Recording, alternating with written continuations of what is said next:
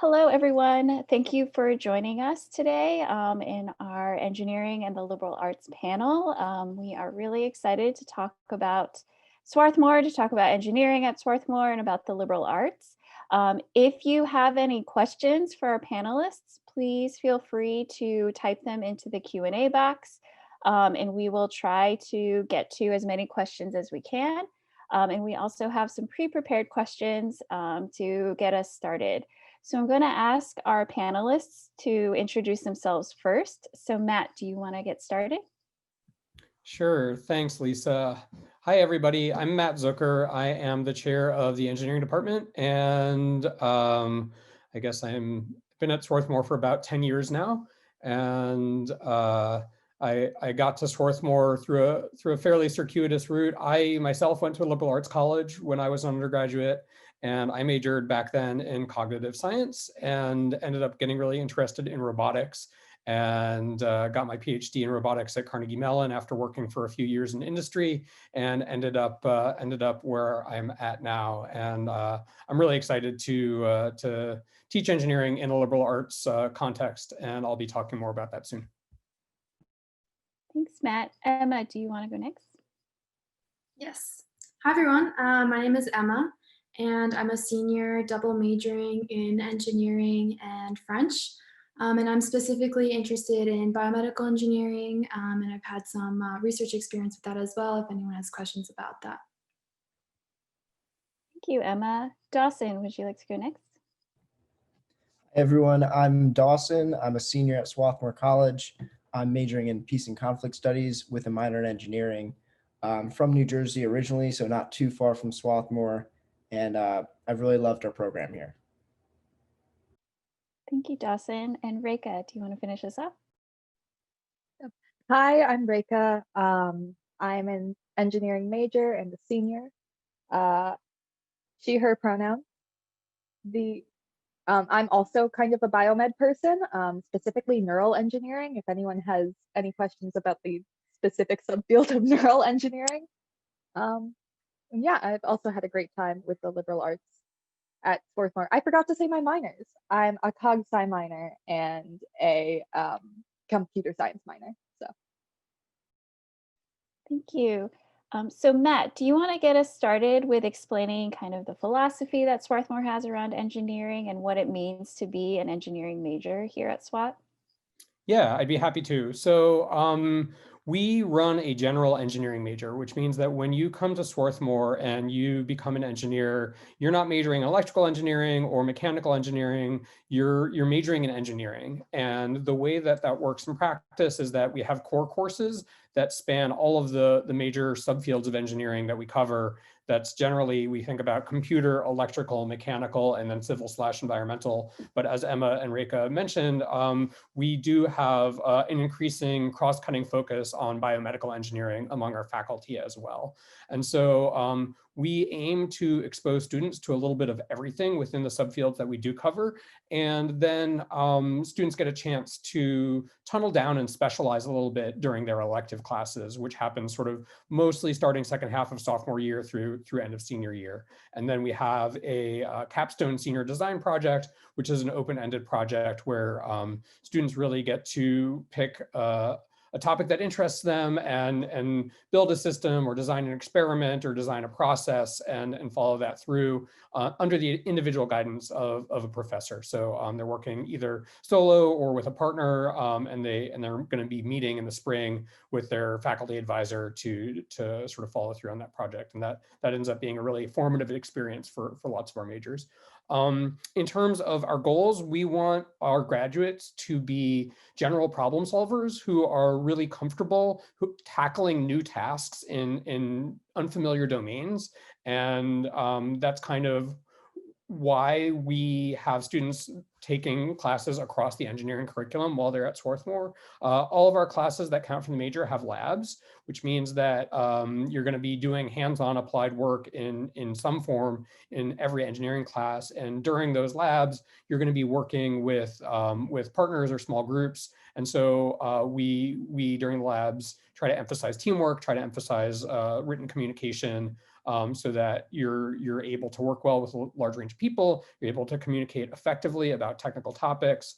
And one of the reasons that I really like teaching at Swarthmore in particular is because I'm excited to have students who aren't just in the engineering classroom all the time, that I get to have students who have deep interests in lots of other fields. So about 40% of our students double major in engineering in another topic. So most topics would be sort of predictably related fields like computer science or physics or math, but we also have double majors in religion and philosophy, in studio art and in music. And to me, it's great to have people in the classroom who can take that appreciation of literature and culture and just this great intellectual curiosity that permeates Swarthmore and bring that into the engineering classroom and challenge their classmates and really enrich the discussion. So I'll leave off there. Thanks, Matt.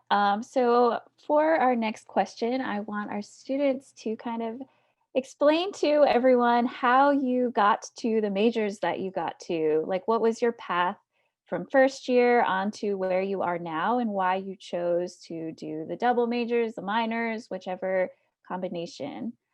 So Reka, do you want to start us off with that? Sure. So I came into Swarthmore thinking that I would want to be in engineering and an econ double major. I hadn't really thought through what exactly I wanted to do with the rest of my life. So I figured engineering, econ, good job prospects, sounds like a good idea. But as I went through my Swarthmore education, I think a lot of my views and ideas changed, and I kind of realized, oh, hey, I've been interested in this thing. I have the chance to like explore neural engineering and different neuroprosthetics here, as well as exploring everything else that I want to be interested in. Why not switch up what I'm doing? So I decided that my interests actually aligned more with cognitive science and asking those kinds of questions and comp sci than they did with economics. And now I'm an engineering major and a double minor. Great, thank you. Dawson, do you want to explain why you chose an engineering minor? So I went into Swarthmore from a somewhat technical high school, and I wasn't sure what I wanted to choose. I was kind of thinking between engineering, econ, or um, other majors. So I went in and took an engineering course, and I found that it was really engaging. Like the critical thinking of combining math and physics and other engineering principles was really helpful, and I found that it not only helped me within the engineering courses, but also to critically think about my peace and conflict studies courses in other ways that my peers hadn't. And I found that really helpful and a great skill set too that I want to cultivate for my future. Great. And how did, Dawson, curious, how did you land on peace and conflict studies and engineering together? So originally, I my original freshman year plan was to do. I was taking a math and engineering course in my first semester, and then I wanted to explore with two other courses. One of the courses I ended up getting lotteried out of because it was a first year seminar. So I ended up taking another first year seminar called Activists and Change in the Middle East, and I found that really interesting. It was really it went into the social movements and kind of how people mobilized during the Arab Spring, and I found that really interesting. And then I took another course, and then I found that interesting, and then it just rolled and became what I was interested in at Swarthmore. And I really enjoyed that the liberal arts education allowed me to explore other possibilities in different majors. Great, thank you. And Emma, do you want to explain how you got to engineering and French? Yeah, so similarly to Rika and Dawson, actually, when I came into Swarthmore, I thought I wanted to major in econ and minor in French. So I did keep the French. Languages are very important in my family. I speak Italian and my grandma speaks French, so I continue with that. And then in terms of engineering, so I went to the open house during freshman orientation, spoke to some of the professors. So I said, okay, why not try it out? So one of the first classes I took for engineering was E15, which is the design of digital and embedded systems. And it was so hands-on with all the activities. We built like a Wi-Fi operated robot and program different circuits and to light up different LEDs. And so I think this course and just how hands-on it was really convinced me to carry on and continue with the major. And as we've seen with Dawson and Reka, the students within the engineering department are have varying different interests, and it's really is engaging in the classroom to share ideas and communicate. Great. And last question for now for the students. How did you transition, or how was your transition from your STEM work in high school into STEM work at Swarthmore? So if anybody wants to chime in on here, was it an easy transition? Was it more challenging? And what kind of resources are available to students?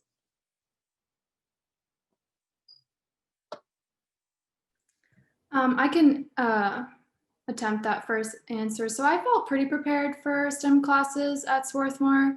You can, I think, test up to a certain level of math courses, for example. I personally decided also to just take all the math courses that were required for the engineering major. You're also required to take 2 to 4 other science courses that have labs, which include physics and then bio and or chem.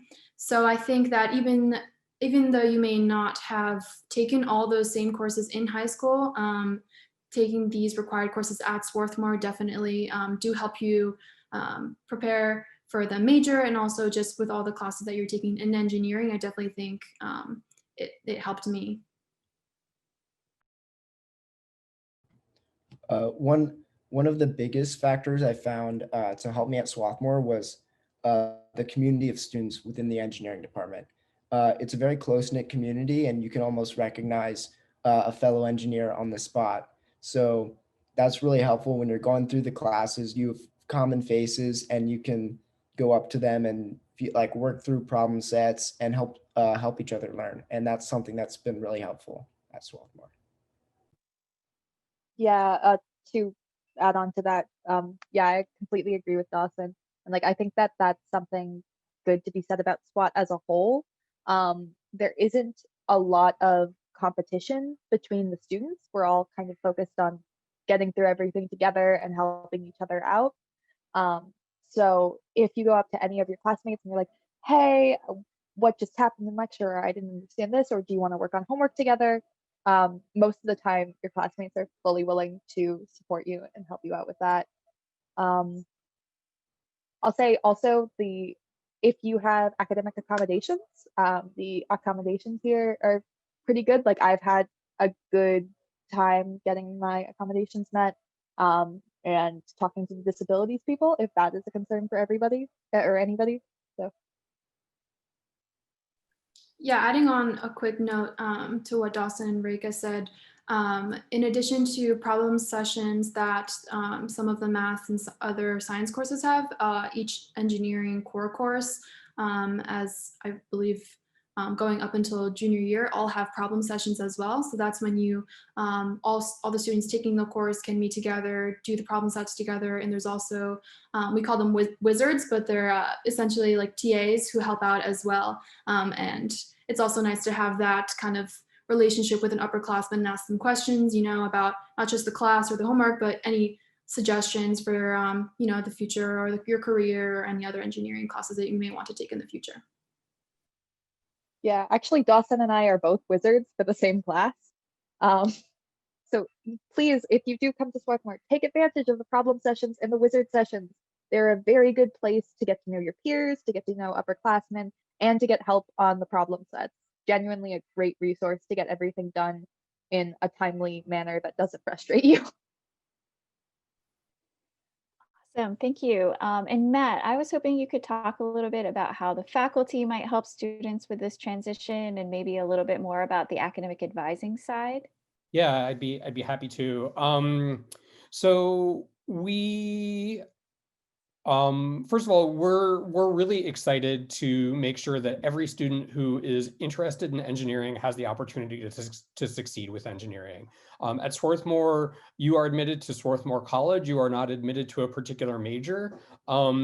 We do try really hard to identify people early on who are interested in engineering. There's a box to check on the application, and if you're interested, check the box. It doesn't really affect the way that your application is going to be read, but we want to know really early on who might be a potential engineer, because we do guarantee that everybody who is interested in engineering is assigned a course advisor in the engineering department. So as Emma mentioned, we have a somewhat more involved set of course requirements than typical majors at Swarthmore. We are the only major at Swarthmore that is accredited to give students a Bachelor of Science degree. And so because of that accreditation requirements, we have some slightly more involved major requirements. So we want to work with students basically from the moment they arrive to Swarthmore to make sure that we can identify their goals. And the advice that we give students, prospective engineers, is to pretend that you're an engineer until you decide you're not.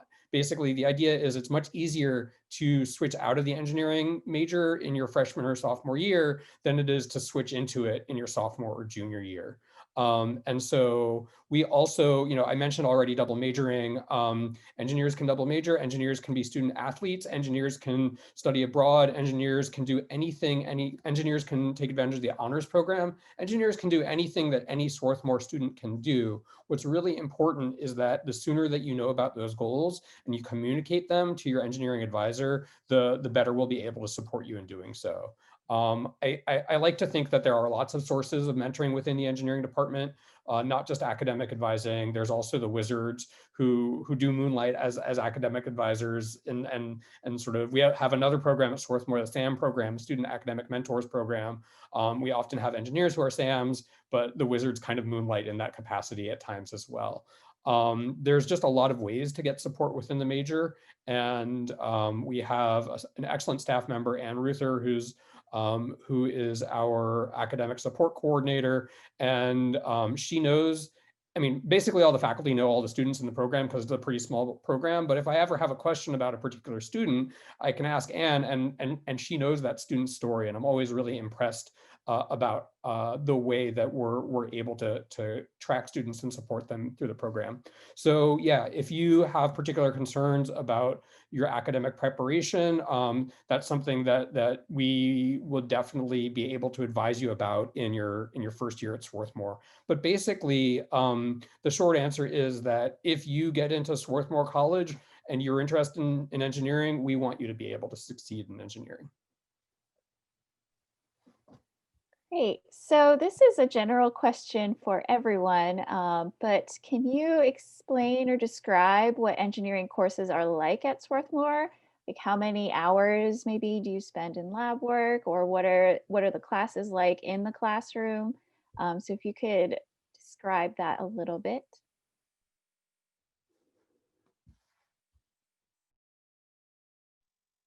So Oh, I think, sorry, oh, I'm muted. sorry. I think it's a great student question. So Reka, go ahead. Oh, I didn't know if it was a faculty or a student question. Sorry. It's for anyone. Okay. Yeah. So I think it really heavily depends on the course itself and who's teaching the course, just because that will determine the bulk of the workload. I can say for the core courses, because the engineering major is divided into 7 core courses and 5 outside courses, but for the core courses, I would say you end up working like 4 to I might have an overestimate, but like 4 to 6 hours on homework assignments each week, and then another 4 to 8 hours on labs every other week. Most of the time, what happens is engineering labs are not weekly, they're bi-weekly. So you'll go into lab and then you'll have 2 weeks to finish writing up your draft, and drafts will be around, I'd like to say 5 to 10 pages depending on the class, but that's mostly graphs and other things. Yeah, so I think overall it would be 10 to 14 hours I might be overestimating though, because it takes me a little bit longer to do work, but Yeah, I don't have a specific number in mind. The engineering work in general does take a fair chunk of your time. As Reka said, we do have core courses, and then we have the electives, and then we also have STEM requirements as well. Sometimes if you have other majors or minors, those STEM classes may overlap with each other, which is helpful. So my other major is French, so none of them really overlap since it's humanities and natural sciences, but I've been able to handle it pretty well. It hasn't been really, I haven't been struggling to kind of fit in all my requirements for both majors. Yeah.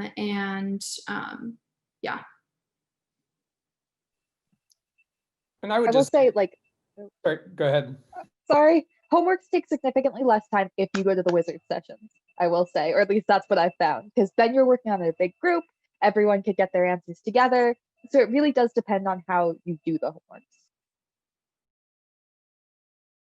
Yeah, that's basically what I was going to say, was that if you take advantage of the wizard sessions or the problem sessions, some students find that they can pretty much get their homework done in a 1 hour problem session. And it might be 1 hour in the group setting versus 3 or 4 on your own, and that's a matter of sort of your learning style and your comfort level. And I think that there is really a tremendous amount of variety between students about how much time and energy that they put in. I will say that the guideline that I give students is I'm hoping that they're spending about 8 hours total on my class. That might be a gross underestimate. And the math behind that number is you're taking 4 classes. A full-time job is 40 hours a week. You might work a campus job up to 8 hours a week, and therefore the fair share of engineering would be 8 hours. So I think, again, it's gonna really depend a lot. I will say that we're pleased that people are double majoring, that they are athletes, that they are finding time for other commitments outside of the engineering major. And I think that given how good Swarthmore students are at advocating on their own behalves, if there were real concerns about the feasibility of the workload in engineering that sort of impaired those abilities, we would hear about it, and we would want to do something about it. So just to clarify, you mean 8 hours a week, right? Yes. Did I say 8 hours a day? You didn't specify, so I want to make sure everybody's clear. It's not 8 8 hours a hours a week. 8 hours a day. week is my personal target. Awesome. Okay. Yeah, if I could just quickly add on to that, yeah, I would definitely agree with Professor Zucker that it is definitely manageable and feasible to do other activities as well. I mean, in addition to double majoring in engineering and French, at one point during the semester, I was also working like 3 or 4 part-time jobs, as well as participating in 2 to 3 clubs, some of which I was on the board for. So it's definitely very feasible, and a lot of Swatties do that. Great. And let's talk a little bit about research really quickly. So student research, I think one of the great things about Swarthmore is that students can get involved in research really early. So for our students in the panel, are any of you guys doing research, or have you done research before?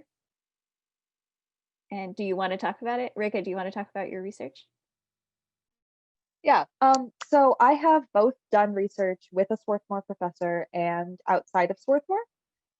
This last summer, as strange as everything was, I did do research with a Swarthmore professor, and the previous summer I did research at the Rehab and Neural Engineering Lab at the University of Pittsburgh. So I think it's a really nice thing, and it's very easy to get research with a Swarthmore professor if you want it. You really just have to go to their office hours. You have to be like, hey, these are my interests.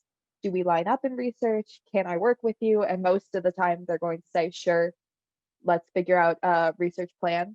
And you'll write your proposal, and then there's an internal research funding application that's due in around February. That's a lot more simple than most applications. So getting research with a Swarthmore professor from your first year on is really not too hard. And then for applying to outside research, Swarthmore students are, I think, in a good position for getting REUs.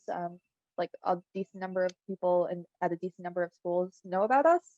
So yeah, I sent out about 10 applications for REUs and I did get one, but REUs are also always kind of hard to get into. And I had a very good experience there as well.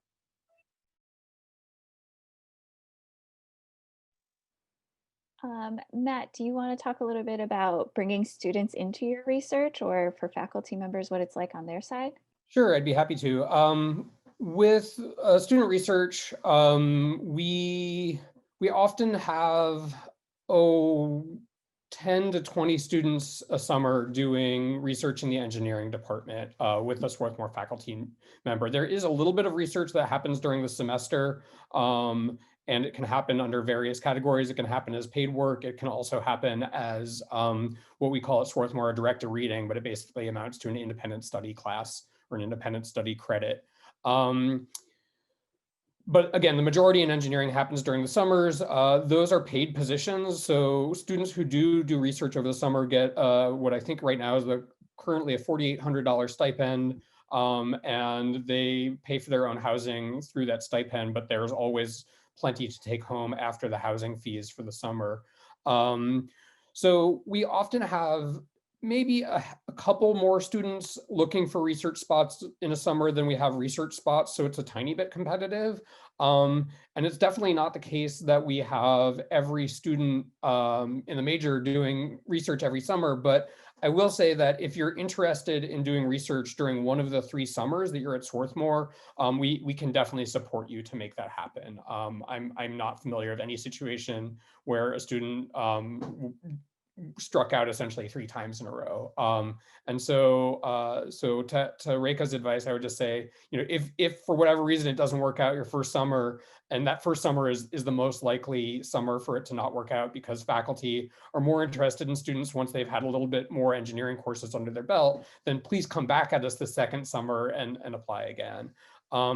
I've worked with students on a number of different topics. My personal research is in robotics, but also just lots of different ways of combining computers and math and hardware in the real world. So this summer I was doing some digital fabrication work with CNC computer numerical controlled milling machines to make sculptures. My research student found a really cool paper from Carnegie Mellon about essentially digitizing animations automatically so that you could make 4-bar linkages and cranks and gears to make essentially a walking animation or various types of animated puppet-like things that are sort of automatic. And it was a really interesting paper and a lot of cool math. And then at the end, he was able to produce some really neat walking figures that came off of the mill that he borrowed for the summer.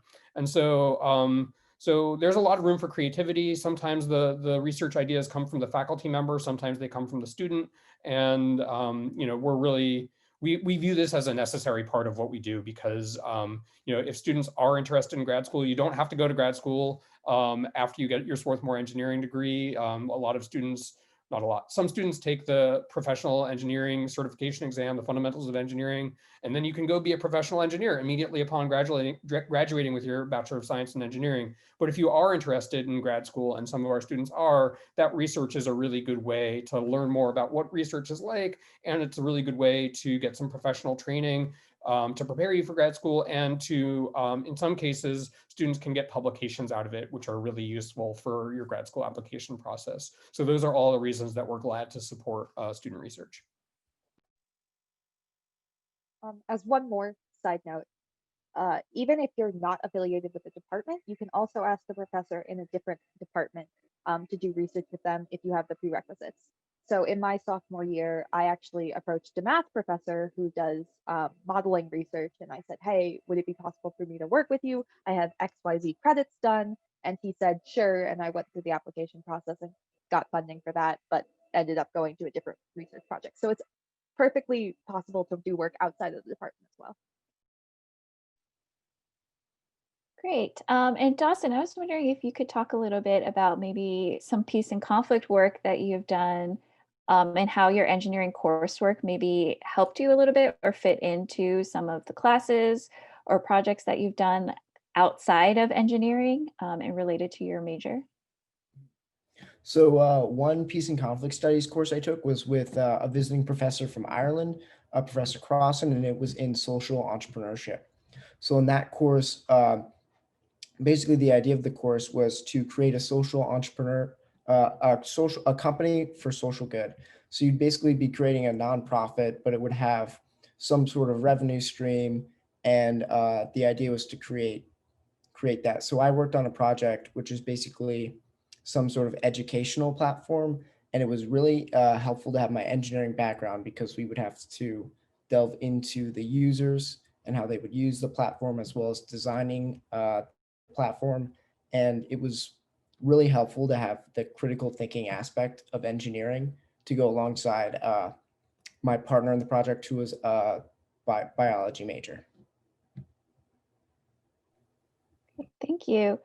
So for Matt, what does a student do if they are interested in a specific type of engineering? So we have general engineering, that's what students graduate as.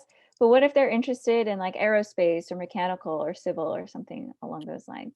Right. So we we feel that we're able to prepare students for a really broad variety of engineering positions. And so for some types of specialties, for instance, aerospace, we don't have lots of coverage in aerospace. We, for the first time last year, put an aerodynamics course on the books, but that's one course out of our general engineering major. That might be one elective course. But let's say that you're really interested in aerospace engineering. One of the things that I think that our graduates are really good at is clearly articulating on their cover letters when they're applying to jobs, and the job says, we're looking for an aerospace engineering degree holder, to basically articulate exactly why their general engineering major has prepared them for this opportunity.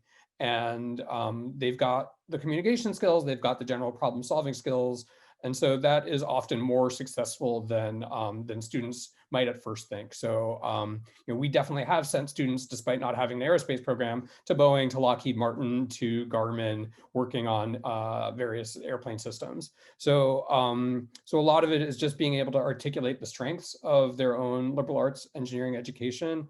So that's one part of it. The other part is that the specialization can come later in many ways, so that if you're interested in some field, you might sort of come in through through a related position. There are lots of types of positions that I think are really well suited for Swarthmore graduates. So integration and testing engineers are people who touch every flavor of system within a company. They're basically the last people to tie together all the various systems before a product gets sort of tested or goes out the door. And that is a type of specialty where you're going to be communicating technically with people on lots of different teams, and you need to know a little bit about how every team is doing its job. So you need to be able to talk to the software people and the mechanical people and the electrical people, and you need to speak their language a little bit. And so if you're really interested in aerospace and you end up as an integration engineer at one of these aerospace companies, that's your foot in the door. And then if you decide that you really want to go on a trajectory that brings you to a more specialized way, there's all kinds of opportunities for professional development on the job. We've also seen this with graduate school. So as I mentioned, you don't have to go to grad school with a Swarthmore engineering degree. Many of our students do, and many of our students are applying to specialized programs, for instance, an aerospace program or a nanotechnology program. We don't have nanotechnology classes at Swarthmore, but what they find is that even though they're coming from this general engineering program where they have a lot of breadth but little depth in any particular subfield, they tell me, yeah, I felt like I was taking a hit in the first year because the people around me knew more facts than I did. They knew more theorems, they knew more of the tools of this specific sub-discipline that we're all studying. But within the first year or two, I realized that I learned how to learn at Swarthmore, and I could take that knowledge and then I could apply it, and I was faster at turning around and generalizing knowledge than some of my classmates. And that's what they credit to their Swarthmore major. And that's not just sort of, we do have a few Swarthmore alums who are now faculty at various institutions. And I've asked all of the faculty members, like, what was your grad school experience like? The current head of electrical engineering at Cornell told me basically that exact story. So this seems to be a common experience among our grads. So it's definitely a particular experience coming from Swarthmore. But if you're interested in studying the liberal arts and interested in sort of being in this type of environment, it's a very unique experience. And I think one that can serve students well if they're willing to articulate what it's doing for them as a candidate for whatever positions afterwards. Thank you. And that kind of transitions us to talking a little bit about outcomes. You've already mentioned a lot, but what does Swarthmore do to help students secure employment, maybe apply to grad school? What are some typical positions that students might end up going into? And for our students in the panel, if you have any like stories of friends or whatever who've recently graduated, that would also, I'm sure, be really interesting to our participants. Well, I'll start off, and then if the student panelists have anything to add, please do. We see about a third of our students go to grad school within a year or two after graduating, master's programs or PhD programs in engineering and related fields. We see about a third of our students go into industry jobs in engineering or related fields. And then because we're an engineering department at a liberal arts college, we see about a third of our students go into completely unrelated things, whether it's law school, they're writing show tunes on Broadway, they're going to rabbinical school. We see everything. We do try and give our students lots of support in the ways that they're thinking about planning their life after Swarthmore. So one of the best opportunities that I really encourage all students to take advantage of, including in their first year, is not just the engineering department, but Swarthmore College runs an externship program where the college will match you up with an alum, and you basically shadow that alum for 1 week during the winter break. I don't know if we were able to conduct it this year because of the pandemic, but in normal years, that's a really excellent way to get your foot in the door in a particular industry. You begin making contacts in that industry, you begin networking in that industry, and you get a mentor in that industry who's a Swarthmore alum. One thing that is great about Swarthmore alums is that they are fanatically dedicated to supporting Swarthmore graduates. Swarthmore alums just care a lot about students and helping those students land on their feet. So when you get a Swarthmore education, one of the less tangible assets that you're getting when you come to Swarthmore is being a part of that bigger Swarthmore network. And so I every year these days, I invite the sophomores and the juniors to a presentation where I start talking about job hunting. And one of the points that I always emphasize in that job hunting presentation is that it's really important to work that network to the extent that you can. So we have a LinkedIn group of Swarthmore engineering alums that if we have current students who are looking for jobs, the first thing I tell them to do is make a LinkedIn account, go join that group. And go find people who are in the disciplines that you want to be in and ask them questions, and they'll probably answer you. Another thing I'm doing a lot of right now is reading personal statements for graduate school. So I have students who are interested in applying for grad school, and it's really important for students who are applying to grad school to get some outside eyeballs on their statements, just because even if you're the best writer in the world, it helps to have an editor, it helps to have a revision process. And so I'm doing a lot of that. And that's something that I'm always happy to do for students. So those are just a few of the ways that we try to support our students as they're thinking about life after Swarthmore. I'd love to hear from our panelists about anything they might want to add. Definitely want to emphasize reaching out to Swarthmore alum. They're super helpful and always willing to help you learn about the industry, give you answers, and also connect you to other people in the industry who you may not have otherwise been able to reach out to. Yeah, I was just going to add, outside of the department and outside of alums, there's also career services who will read over your resume, talk to you about what possible career tracks you want to go through, give you some grad school tips, and they're a resource I believe alums can also access. and talk to at any time. So you can, I've gone to them and had them read over my resume or read over a personal statement and give me feedback on how I can change whatever at different points in my Swarthmore career. So they're a good resource.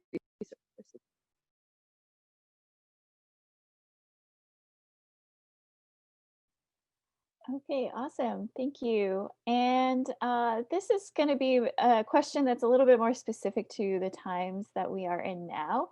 But how, for our students, how have you adapted to COVID restrictions or the online hybrid model that we're in right now?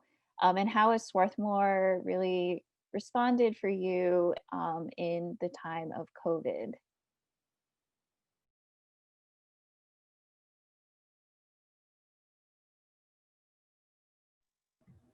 So I think the professors are much more comfortable with online right now. They had the summer to prepare and be able to understand the technology and be able to effectively teach us, like using iPads and such in class. Labs have taken a little bit of a different look in the inclusive engineering design course I'm taking. We don't, because we're off campus right now, we don't have access to the machinery in class. So we've been doing mock-ups online for our projects. I don't know if anyone else wants to speak to on-campus experience. I don't think any of us are on campus right now. Yeah, because we're all seniors. Um, yeah, it took a hit, and Swarthmore is harder online than it is offline, definitely. Um, because again, part of Swarthmore is having the community of your peers and being able to go up to people and network with people and talk to people like after classes, and that's just a lot harder when it's all completely online. Um, I think professors have been understanding of that and like have been willing to give accommodations where accommodations are needed. If you need an extension, nobody's been like terrible about extensions and different things. Um, yeah, it's labs are sad. Labs are sad, but we're all doing our best. And I think Swarthmore's response has been reasonable, especially I don't know if this isn't going to continue, I don't think, but this semester we had 3 credits as the standard instead of 4 credits, which was really a good thing, I think. Yeah, kind of adding on about the labs. Yeah, professors have definitely been able to like adjust teaching methods for the labs so that they are still relatively more engaging and still hands-on, even though we may not be able to tinker with the machinery or with whatever is in the lab itself. But like, for example, as Dawson mentioned in one of my classes, which is the inclusive engineering design, we still are able to create mock-ups or design user interfaces for our projects. And so you still are able to apply what you learn in class, and they're collaborative as well. So you work with other team members and other members of your lab group. And so you can still meet with them, and there's still, I think, that connection, which is good. I'm glad that they continued with collaborative lab work instead of just individual work. And sorry, Matt, to cut you off again. The department has also, for E15 at least, sent out like circuit playgrounds and different things. So for some of the core classes, you actually still do get to do the hands-on work that you would be doing in a regular lab. It's just in the comfort of your home/dorm. So. Oh, I sorry. just wanted to follow up on a couple of things that the student said, which is that, yeah, I mean, I wish I could say that we're doing exactly every bit as well as we were before the pandemic, but there's something inevitably going to be lost when you move from in-person to remote. And one of the huge opportunities that engineering was looking forward to was we just moved into a brand new engineering building, and the students have talked about sort of the camaraderie between engineering students My favorite part of that building is that we have this engineering lounge that's floor to ceiling whiteboards, there's couches, there's TVs to plug your computers into to make giant monitors to share your work on. And that's exactly that type of incidental unplanned contact where you can just wander down the hall, see who's in the engineering lounge, and students.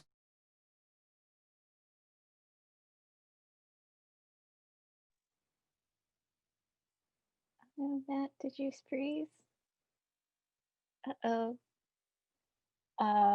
Okay, well, hopefully he comes back, can answer some more questions. Oh, wait, he's back. Okay, Oh, I'm back. Sorry, I froze. yes. Okay, the other thing I just wanted to say is that, yeah, we are doing a variety of things to make sure that we have some continuity in labs, that we are, we're sending out kits, electronic kits for some of our electronics classes. We have a water quality management class where students got water testing kits. And so we were initially worried when the pandemic started, does this mean the end of labs? And we really quickly made a very strong commitment that no, it does not. And we're going to dedicate a lot of resources to guaranteeing some type of hands-on work. And I think we've been successful at that. All right, so I wanted to talk a little bit about the application part. So that is going to be my expertise. So I'm going to take a couple minutes to talk a little bit about the college application. So we, like Matt said, you are able to choose engineering as one of your majors. If while you're applying, again, you are applying to Swarthmore College. You are not applying to the Department of Engineering or the College of Engineering, because there is no College of Engineering, it's just Swarthmore College. But for our engineering students, we are expecting students to have a high level of math, or the highest level that they can obtain through their schooling. So obviously different schools have different offerings. So some schools do not offer higher level math, and we do take that into consideration. But we do expect our engineering students to really be pushing themselves in the STEM fields to be successful at Swarthmore. So Matt had mentioned this earlier, and I wanted to emphasize that we want to make sure that our students who come to Swarthmore are prepared to be here and can jump right in and join these groups, talk to the wizards, and be able to transition a little smoothly into Swarthmore as an engineering school. And so that is why we're really looking for students who are pushing themselves in the STEM fields. And then we did have a question in the Q&A about testing out of STEM requirements with AP classes or anything like that. It's hard, I would say. And Matt, you could probably expand a little bit on this, but I would say it's pretty challenging, I think, to test out of a lot of requirements. It's probably really hard to test out even out of some of them. So, you could be taking very, very advanced classes, and we would take it at a case-by-case basis.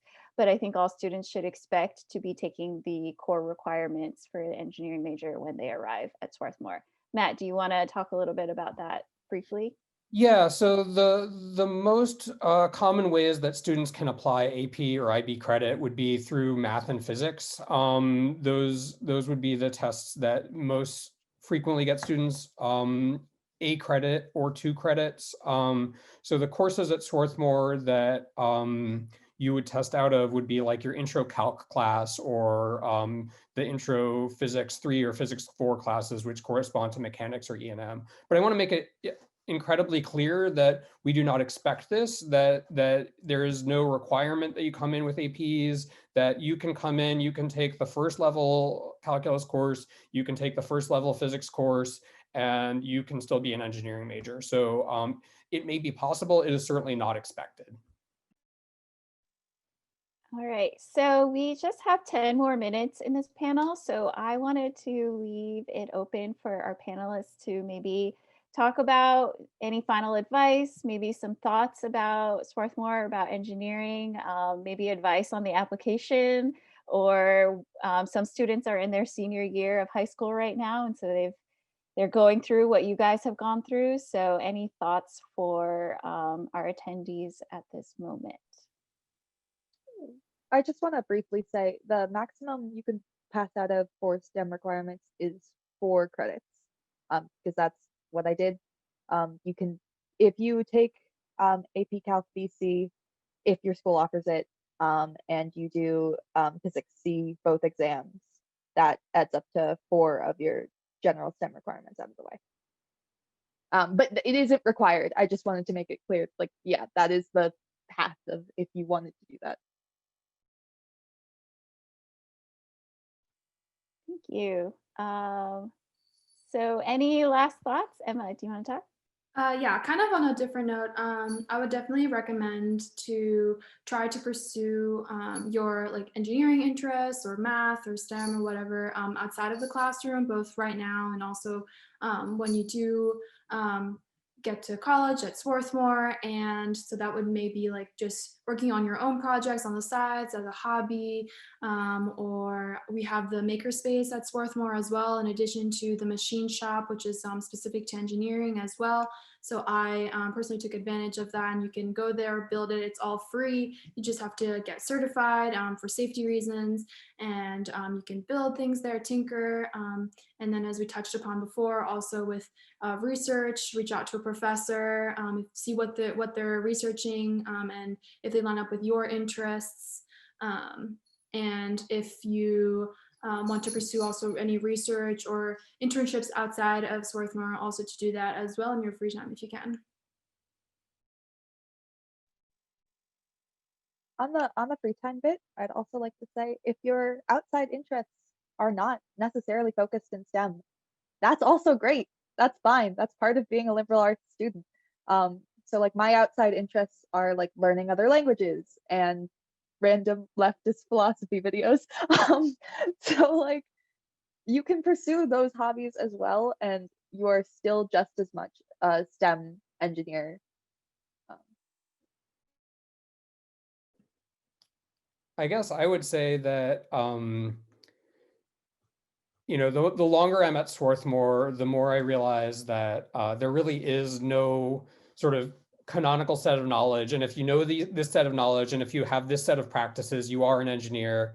And if you don't check every box in that set, or you do things slightly differently, it means that you're not an engineer. I think that, you know, from where I'm sitting, I want to turn this department into a department where, you know, everybody who wants to call themselves an engineer and comes and does engineering activities, we want to welcome all those people. And so related to that, you know, not just engineering, but there's a lot of things that you can study at Swarthmore College that you couldn't study in high school unless you had a very unusual high school. We don't expect that you've had engineering in high school. Sometimes, occasionally, students do, but like we don't expect you to come in knowing exactly what engineering is and what kind of engineer that you want to be. And if you're talking to other prospective students online, or sort of as you're making decisions, and somebody else is saying, oh, I'm going to be an electrical engineer because I know this, this, and this, and you're like, I don't even know what engineering is, that's fine. You're in great company, and just come take a few engineering classes and see how it goes. I mean, by that token, also, there's so many things at Swarthmore that you might not have had a chance to do in high school: linguistics, anthropology, religion, all of these great subjects. And so I often find as a first-year advisor that I'm pushing my prospective engineering majors. They want to take 4 STEM credits in their freshman fall, and I'm saying, please, we have such a large college with all of these majors, take advantage of everything. So so do think broadly, and don't constrain yourself to sort of one corner, and don't beat yourself up if you don't know what you want to be when you get here. That's fine. I'd, I don't know I'd if this is recommend, sorry. I'd recommend taking a first year seminar during freshman year at Swarthmore. They're limited at 10 students, and they're all freshmen. And it's a wonderful course. The professors don't teach these courses often, so it's usually about something they're like really, really excited about. And it's a really great time to really delve into a topic with 9 other freshmen and a professor.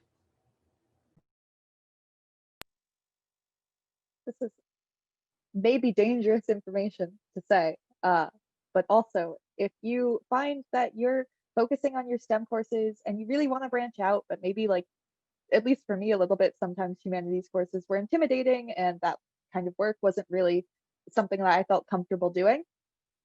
You can audit courses. If you talk to the professor, sometimes they'll let you just sit in on the lectures and participate in discussion and do the readings. And that is perfectly fine. And that isn't for credit usually, but it is a lot less work, and it's a good way to explore different interests that you might not feel like you have time for or haven't like fully committed yourself to. Yeah, and another way that you can maybe explore other fields or other majors is by taking classes as pass-fail. So you have a set number of classes that you can take as pass-fail, and you can request that it's pass-fail. So you learn the subject, but maybe you're not so good at the humanities. Maybe you're not the philosopher that you always thought you were. So you can take it as pass-fail. Only you and the professor know the exact grade that you got. But if you pass the class, you get a pass on your transcript. And no one is the wiser except for the two of you. So that is a great way to really explore and expand beyond the classes that you feel most comfortable with. All right, so we have a couple more minutes, and I wanted to ask Matt, what are some of the most interesting things that you have heard of or you have experienced with your students in the last few years that you've been at Swarthmore? So interesting double majors, like interesting combinations, interesting research, maybe some initiatives that students have done. Anything that really stands out to you as like, this is something that can basically only happen at Swarthmore. Yikes. So one thing that I will point out that I did not realize until just now is that we have a brand new class that we're offering right now at Swarthmore. And the class is called Inclusive Engineering Design, and it's elective, and it's basically looking in a slightly different way at not just the history of engineering, but sort of at the way technology should progress in concert with the people who it affects, and sort of thinking about socio-technical systems instead of just a technology. And I'm really excited that we have this class. It's being offered for its first time this year. Lisa asked me to put together a panel of students who could really speak in a like very broad way and a compelling way about engineering at the liberal arts. And it did not occur to me until this evening that out of a 10-person class, this panel has 3 of those students. So I think that there's something special going on there. And it certainly has attracted a niche of students, I would say. Other things that I find remarkable, I don't know, I'm just always blown away by how good our students are to each other within the engineering department. We had a very successful program last year where it was First Fridays in Engineering, where one of the now graduated seniors from the class of 2020 just took it upon herself to say, we need to claim this building, we need to make it our own. We're gonna, first Friday of every month, we're just gonna have ice cream, and there's going to be a theme. We're going to invite engineers to do stuff. And it might have just been pumpkin decorating, right? We're not building rockets, but it really does speak to the camaraderie of the students. And so, that's, for me, the students are really what makes my job as satisfying as it is. Okay, thank you all so much. Thank you to our panelists for giving us your time. Thank you for our attendees for joining us. And really learning about the engineering and the liberal arts and how they work together and how they work at Swarthmore. If you have any additional questions, please feel free to email us at admissions@swarthmore.edu. And we will always ask Matt for his expertise if there are specific questions, so we can always connect you with him. And if you have any questions for your specific regional dean, you can find a list of the regional deans on our website, and you can reach out to each of the deans individually if you want to ask your regional rep. But otherwise, thank you guys so much for joining us, and I hope you have a great evening. Bye.